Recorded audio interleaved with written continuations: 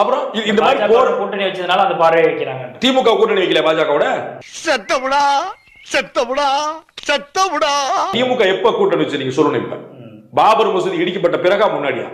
ஆகப்பட்ட பிறகுதான். அடங்கப்பா அடங்கப்பா. என்ன தேடுற? இல்ல இங்க சந்திரன் ஒரு மானஸ் இருந்தா அவன் எங்கேன்னு தேடுற. குஜராத் நடந்த போதா நடக்கிறதுக்கு முன்னாடியா? நடக்கும் போது கூட்டணியில தான் இருந்தாங்க. பாஜக மேல நீங்க என்ன அதிக குற்றச்சாட்டு சொல்வீங்க? சிறுபான்மை விரோதம் என்ன கூட 2 குற்றச்சாட்டு தான் சொல்வீங்க. பாபர் மசூதி இடிச்சிட்டாங்க, சிறுபான்மையினங்க அடிச்சிட்டாங்க, இதான சொல்வீங்க. 2க்கும் பிறகு கூட்டணி வச்சுக்கிட்டு நீங்க நல்ல கட்சி அவங்க கெட்ட கட்சியா? இப்ப என்ன பண்றீங்க? என்கிட்ட 3 ட்ரிப் வாங்கி முடுக்கு முடுக்கு முடுக்குன்னு குடிக்கிறீங்க. ஓகே பயவுள்ள இவன் கோமியத்தை வாங்கி குடிக்க சொல்ற மாதிரியே சொல்றானே. திருட்டு தீவிரவாதி மாதிரி சொல்றான் இன்னைக்கு. அதே மாதிரி இந்தியன் காங்கிரஸ்ல இன்னைக்கு 9 பேர் 9 எம்பி இங்க இருந்து அனுப்பியிருந்தோம். இந்தியா முழுவதும் 352 எம்பிகளை காங்கிரஸ் வச்சிருந்தாங்க. அன்னைக்கு பேசினாங்க ஏதாவது எம்பி தமிழகத்துக்காண்டி கச்சத்தீவை கொடுக்குறீங்க ஆதரவு ஒரே ஒருத்தர் பேசினாரா? கிடையாது. அப்ப திமுகவும் பேசல, கம்யூனிஸ்டும் பேசல, காங்கிரஸ் எந்த விவாதம் இல்லாம எழுதி கொடுத்தா. ஆனா பேசணும் 2 பேர் தமிழ்நாட்டில் இருந்து. 3வது மனுஷன் தேசிய கட்சி இருந்து பேசினாரு. அது யாரு? நல்லா கவனிங்க.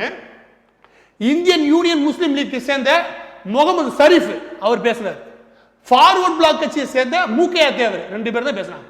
இந்த 2 பேர் தான் அன்னைக்கு தமிழகத்திலிருந்து போன எம்பிகள் பேசினவங்க. இவங்கெல்லாம் வாயை மூடிட்டு இருந்தாலும் வாயை மூடிட்டு எழுதி கொடுத்தாலும் இந்த 2 பேர் தான் பேசினாங்க. இந்த 2 பேர் பேச்சுக்குமே ஆதரவு தெரிவித்த தேசிய தலைவர் ஒரே ஆள் தான். அது வாஜ்பாய் அவர்கள். நான் இப்பவும் சொல்றேன், அந்த தேசப்பற்றுன்னு இருந்தா மட்டும்தான் இது நம்ம நாடு அப்படின்னு யோசிக்கணும். இந்த இயக்கத்தை பொறுத்த வரைக்கும், திமுக பொறுத்த வரைக்கும் கொள்ளையடிக்கிற இயக்கம். அன்னைக்கு சர்க்காரியா கமிஷன் வர நேரம் இவர் மீது ஏகப்பட்ட ஊழல் லிஸ்ட், இவ்வளவு பெரிய லிஸ்ட் இருந்துச்சு.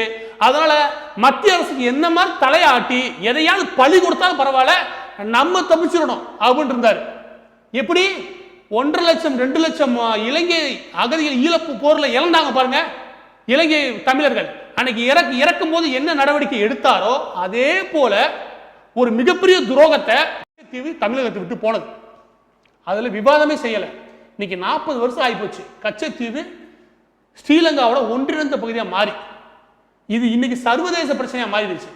இது சர்வதேச பிரச்சனை பேசுறதுக்கு வக்கில்ல திமுகவுக்கும் வைகோ அவர்களுக்கும். ஆனா காஷ்மீர் சர்வதேச பிரச்சனையா மாத்திட்டாங்களாம். யாரு இருக்கும் போது பாகிஸ்தான் போகும் நல்லாவே தெரியும். ஆனா எந்த நாடும் ஆதரிக்க மாட்டான் சீனாவை தவிர.